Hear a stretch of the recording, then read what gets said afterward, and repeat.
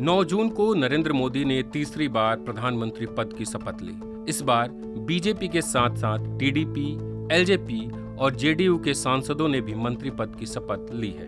NDA सरकार के साथ साथ इस बार देश को मजबूत विपक्ष भी मिला है। आइए देखते हैं विपक्ष के दो बड़े नेता राहुल गांधी और प्रियंका गांधी का इस चुनाव में ट्रैक रिकॉर्ड। 400 पार का नारा देने वाली बीजेपी बहुमत से दूर रह गई। हालांकि बीजेपी नेतृत्व वाली एनडीए के हाथ में सत्ता की चाबी है। वहीं कांग्रेस नेतृत्व वाली इंडिया गठबंधन ने 233 सीटों पर जीत दर्ज की है। इस वीडियो में हम कांग्रेस के दो दिग्गज नेताओं राहुल और प्रियंका गांधी की चुनावी रैलियों और उसमें मिली सफलता असफलता का विश्लेषण करेंगे। राहुल गांधी की रैली और सभाओं का आकलन हमने कांग्रेस के वेबसाइट और प्रेस विज्ञप्तियों के आंकड़ों के आधार पर किया है, जो मार्च 31 से लेकर 28 मई के बीच का है। इस दौरान कांग्रेस नेता राहुल गांधी ने 73 जनसभाएं और प्रेस कॉन्फ्रेंस की है, जिसके लिए वो 17 राज्यों और 2 केंद्र शासित प्रदेश में गए। वहीं प्रियंका गांधी की सभाओं का भी डेटा हमने 31 मार्च से लेकर 28 मई तक का ही लिया है। उनकी सभाओं की जानकारी हमने उनके यूट्यूब चैनल और दूसरे जगहों पे मौजूद सूचना से ली है। प्रचार के दौरान दोनों कभी अग्रेसिव हुए तो कभी भावुक। 70 सालों से ये देश स्वतंत्र है। 55 सालों के लिए कांग्रेस की सरकार रही है। किसी ने आपसे सोना छीना, आपके मंगलसूत्र छीने। इंदिरा गांधी ने अपना सोना, जब जंग हुई थी, अपना सोना देश को दिया। मेरी मां का मंगलसूत्र इस देश को कुर्बान हुआ। कभी विपक्ष पर चटकारे लिए तो कभी सीधा निशाना साधा। देश के प्रधानमंत्री चमचों के सामने इंटरव्यू में खुल के कहते हैं, मैं बायोलॉजिकल नहीं हूं। राहुल गांधी संविधान लिए घूमते रहे। रायबरेली में तो प्रियंका गांधी ने पूरा मोर्चा संभाल लिया था। राहुल गांधी ने इस लोकसभा चुनाव के दौरान कुल 73 जनसभाएं की। इस दौरान उन्होंने 66 लोकसभा सीटों पर प्रचार किया, जिसमें से 32 उम्मीदवारों ने जीत दर्ज की है, यानी गांधी का स्ट्राइक रेट 48% रहा। बता दें कि राहुल गांधी ने सबसे ज्यादा जनसभाएं अपने निर्वाचन क्षेत्रों में की। रायबरेली में 6 और वायनाड में 2। दोनों ही सीटों पर इन्होंने बड़े अंतर से जीत हासिल की है। राहुल गांधी ने उत्तर प्रदेश में 12 क्षेत्रों में जनसभाएं की। उनमें से 8 पर इंडिया गठबंधन को हार का सामना करना पड़ा है। वहीं केरल में राहुल गांधी ने 5 लोकसभा क्षेत्रों में 7 जनसभाएं की, जिसमें से 4 में कांग्रेस को सफलता मिली। वहीं 1 सीट कोट्टयम में कांग्रेस केरल कांग्रेस से हार गई। अब बिहार की बात करते हैं, जहां राहुल गांधी ने 4 जनसभाएं की।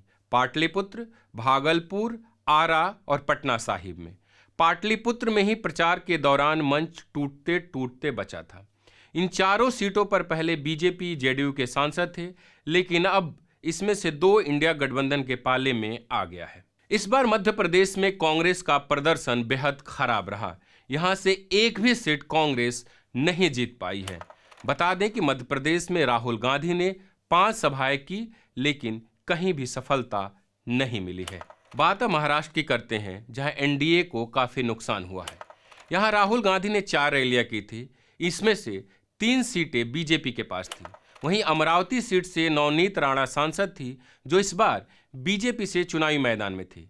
इन 4 सीटों में से कांग्रेस 3 सीट जीतने में कामयाब रही। वहीं 1 सीट बीजेपी जीत पाई। कर्नाटक, जहां भी कांग्रेस की सरकार है, वहां पर राहुल गांधी ने 6 रैलियां की थी, जिसमें से 5 सीटें बीजेपी के पास थी। वहीं 1 सीट निर्दलीय के पास थी। 2024 लोकसभा चुनाव में कांग्रेस इसमें से 2 पर जीती, बाकी एनडीए के खाते में चली गई। राजस्थान, जहां नतीजे अप्रत्याशित आए, वहां पर राहुल गांधी ने 2 जनसभाएं की थी, एक जोधपुर में और बीकानेर में। दोनों जगहों पर कांग्रेस को हार का सामना करना पड़ा। ये दोनों सीटें पहले से बीजेपी के ही पास थी और इस बार भी बीजेपी के पास है। कांग्रेस ने अपना मैनिफेस्टो जयपुर में जारी किया था, वहां एक जनसभा भी हुई थी, वो भी सीट कांग्रेस हार गई है। बात अगर तमिलनाडु की करें तो राहुल गांधी ने यहां 2 जनसभा की है। इसमें से 1 सीट सीपीएम के पास थी और दूसरी डीएमके के पास थी। 2024 के नतीजे में इसमें से 1 कांग्रेस जीती है, वहीं दूसरी डीएमके। बता दें कि डीएमके इंडिया गठबंधन का ही हिस्सा है।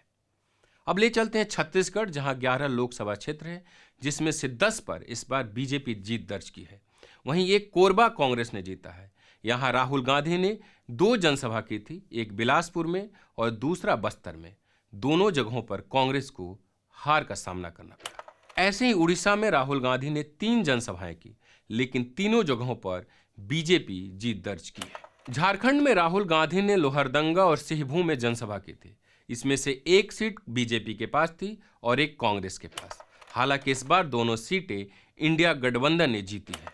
तेलंगाना, जहां भी कांग्रेस की सरकार है, यहां भी राहुल गांधी ने 4 जनसभाओं को संबोधित कर अपने उम्मीदवारों का प्रचार किया था। इस 4 सीटों में से एक भाजपा एवं कांग्रेस और 2 बीआरएस के पास थे। इन चारों सीटों पर कांग्रेस को सफलता नहीं मिली है। हरियाणा में राहुल गांधी ने सोनीपत, पंचकुला और चरखी दादरी में जनसभा की थी। ये तीनों सीटें बीजेपी के पास थीं, लेकिन इसमें से 2 अंबाला और सोनीपत कांग्रेस जीतने में इस बार सफल रही है। कि जो हमारा लोकतंत्र है उसने हमें सिखाया कि जनता सर्वोपरि होती है। सबसे पहले सरकार जनता के लिए काम करती है, सत्ता के लिए नहीं। उसका हम आज विपरीत देख रहे हैं। आज जो देश में सरकार है वो सिर्फ सत्ता के लिए काम कर रही है। पंजाब में राहुल गांधी ने 4 जनसभाएं की और 3 पर कांग्रेस को सफलता मिली है। अनंतपुर साहिब, लुधियाना, पटियाला और अमृतसर, ये चारों सीटें पहले कांग्रेस के ही पास थी। हालांकि लुधियाना और पटियाला के कांग्रेस के सांसद 2024 चुनाव से पहले पाला बदलकर बीजेपी में शामिल हो गए। हिमाचल प्रदेश में राहुल गांधी ने शिमला और हमीरपुर में जनसभा की थी। ये दोनों सीटें पहले से बीजेपी के पास थी और अब भी है। अगर दिल्ली की बात करें तो राहुल गांधी ने 4 सीटों पर 6 जनसभाएं की, लेकिन सफलता कहीं भी नहीं मिली। लगातार तीसरी बार दिल्ली की 7 सीटों पर बीजेपी जीतने में सफल रही है। अब आपको लेकर चलते हैं गुजरात, जहां राहुल गांधी ने पाटन में अपने उम्मीदवार के लिए प्रचार किया था, लेकिन यहां पर उन्हें हार का सामना करना पड़ा। गुजरात में कांग्रेस को 1 सीट मिली है, वो है बनासकांठा। आंध्र प्रदेश में राहुल गांधी ने एक जनसभा को संबोधित किया था और यहां पर उनके उम्मीदवार को सफलता मिली है। दादर नगर हवेली और दमन दीव में राहुल गांधी ने एक जनसभा की थी, लेकिन यहां पर कांग्रेस उम्मीदवार को हार का सामना करना पड़ा। प्रियंका गांधी भी इस चुनाव में कांग्रेस के लिए जमकर प्रचार करते नजर आई, खासकर रायबरेली और अमेठी में। चुनाव नतीजे आने के बाद राहुल गांधी ने यूपी को अलग से धन्यवाद किया और तब उन्होंने कहा कि यूपी में आए नतीजों में मेरी बहन की बड़ी भूमिका है। इसमें मेरी बहन प्रियंका गांधी का भी काम है, जो यहाँ पीछे छुपी हुई है। प्रियंका गांधी की टीम ने बताया कि 55 दिनों में उन्होंने 108 जनसभाएं और रोड शो किए। इस दौरान उन्होंने 100 से अधिक मीडिया बाइट्स, 1 टीवी इंटरव्यू और 5 प्रिंट इंटरव्यू दिए।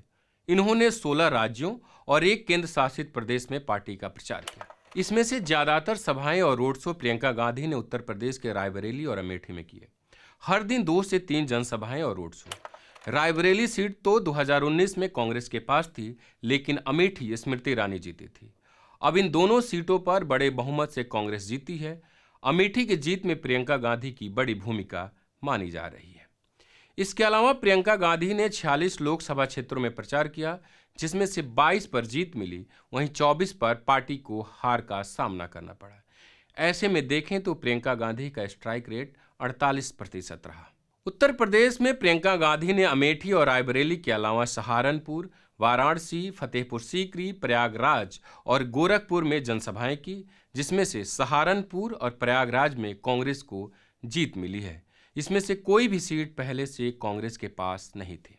इसके अलावा प्रियंका गांधी ने हिमाचल प्रदेश के 4 लोकसभा क्षेत्रों में 8 जनसभाएं की थी। उत्तर प्रदेश के बाद सबसे ज्यादा गांधी यहीं प्रचार करने के लिए गईं, लेकिन यहां पार्टी को एक भी सीट नहीं मिली। बीजेपी यहां की 5 की 5 सीटें जीत ली है। राजस्थान के नतीजे सबको हैरान करने वाले थे। किसी को अंदाजा नहीं था कि यहां से कांग्रेस गठबंधन इतना बेहतर नतीजे ला पाएगा। यहां की 25 सीटों में से 11 सीटों पर इंडिया गठबंधन को जीत मिली है। प्रियंका गांधी यहां 4 सभाएं की, जयपुर, जालौर, अलवर और दौसा में। इसमें से 3 सीटें कांग्रेस हार गई, वहीं दौसा जीतने में कामयाब रही। प्रियंका गांधी ने झारखंड के गोड्डा और रांची में सभाएं की। ये दोनों सीटें 2019 में बीजेपी के पास थी, इस बार भी बीजेपी के पास है। ऐसे ही हरियाणा के पानीपत और सिरसा में प्रियंका गांधी ने जनसभा को संबोधित कर अपने उम्मीदवारों के लिए वोट मांगा था। इसमें से सिरसा में कांग्रेस को जीत मिली, वहीं पानीपत जो करनाल लोकसभा क्षेत्र के अंतर्गत आता है, यहां कांग्रेस को असफलता का सामना करना पड़ा। गुजरात में प्रियंका गांधी ने बनासकांठा, सबरकांठा और वलसाड़ यहां 3 जनसभाएं की। तीनों सीटें बीजेपी के पास थी। हालांकि इस बार बनासकांठा में कांग्रेस को जीत मिली है। गुजरात में पार्टी को बस एक जगह पर जीत मिली, वो यही है। पंजाब में प्रियंका गांधी ने पटियाला और फतेहगढ़ साहिब में जनसभा की। इन दोनों जगहों पर कांग्रेस ने जीत हासिल की है। वहीं चंडीगढ़ में भी प्रियंका गांधी ने एक जनसभा को संबोधित किया था और यह सीट भी जो बीते 2 बार से बीजेपी जीत रही थी, इस बार कांग्रेस के मनीष तिवारी जीतने में सफल रहे। प्रियंका गांधी ने महाराष्ट्र में 2 जनसभाएं की, एक लातूर में और एक नंदुरबार में। दोनों ही सीटों पर कांग्रेस जीतने में कामयाब रही। वहीं केरल में प्रियंका गांधी ने 5 जनसभाओं को संबोधित किया, जिसमें से 2 वायनाड में थी। यहां पर 4 सीटों पर कांग्रेस जीत हासिल की है। अगर बात उत्तराखंड की करें तो यहां प्रियंका गांधी ने 2 जनसभाओं को संबोधित किया, एक रामनगर में और दूसरा रुड़की में। दोनों जगहों पर कांग्रेस को हार का सामना करना पड़ा। कर्नाटक में प्रियंका गांधी ने 4 जनसभाओं को संबोधित किया, जिसमें से 2 जगह पर हार और 2 जगह पर कांग्रेस को जीत मिली है। मध्य प्रदेश में कांग्रेस को एक भी सीट नहीं मिली है। यहां पर प्रियंका गांधी ने मुरैना में एक जनसभा को संबोधित कर अपने उम्मीदवार के लिए वोट मांगा था। छत्तीसगढ़ में कोरबा, बालोद और राजनांदगांव में प्रियंका गांधी जनसभा की थी। इसमें से सिर्फ एक कोरबा में कांग्रेस जीत दर्ज की है। इसके अलावा तेलंगाना में गांधी ने जाहिराबाद और चेवेल्ला में जनसभा की और यहां सिर्फ जाहिराबाद में कांग्रेस जीत पाई है। असम में प्रियंका गांधी ने जोरहाट और धुबरी में जनसभा कर अपने उम्मीदवार के लिए वोट मांगा था। ये दोनों सीटें कांग्रेस जीत गई है। धुबरी में रकीबुल हुसैन ने 10 लाख वोटों से जीत दर्ज की है। इन्होंने दिग्गज नेता और यूडीएफ प्रत्याशी बदरुद्दीन अजमल को हराया है। तो आपने देखा राहुल गांधी और प्रियंका गांधी का ट्रैक रिकॉर्ड। ऐसे ही हमने प्रधानमंत्री नरेंद्र मोदी के ट्रैक रिकॉर्ड का भी विश्लेषण किया है, जिसको पढ़ने के लिए newslaundry.com पर जाएं। साथ ही न्यूज लॉन्ड्री को सब्सक्राइब करें और गर्व से कहें, मेरे खर्च पर आजाद हैं खबरें।